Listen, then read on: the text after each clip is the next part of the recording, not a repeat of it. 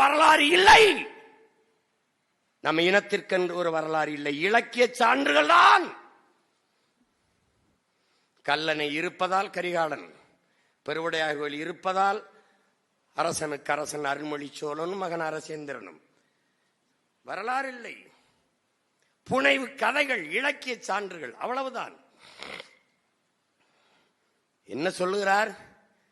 நமக்கென்று வரலாறு இல்லையப்பா, ஆனால் ஒரு இனம் தன் விடுதலைக்கு போராடி செத்தது என்ற வரலாறாவது நமக்கு வரட்டும். எப்படி சொல்றாரு பாருங்க. நாம் சாகலாம், சாதாரணமானவர்கள். சத்தியம் தோற்றதாக சரித்திரத்தில் செய்தி கிடையாது. நாம் தோற்கலாம், சாதாரணமானவர்கள். ஆனால் சத்தியம் தோற்றதாக சரித்திரத்திலே செய்தி கிடையாது. அடுத்து என்ன சொல்றாரு? நாம் உறுதியாக வெல்வோம். ஏன்? நாம் சத்தியத்தின் மக்கள் என்று சொல்றார். அந்த சத்திய தலைவனின் பிள்ளைகள் நாம் என்கிற பெருமிதமும் திமிரும் உங்களுக்கு இருக்கணும்.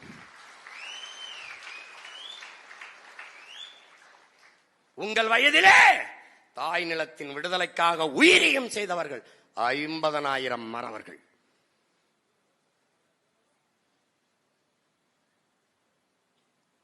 நீங்கள் உயிரை கொடுங்கள், அதல்ல இந்த களம்.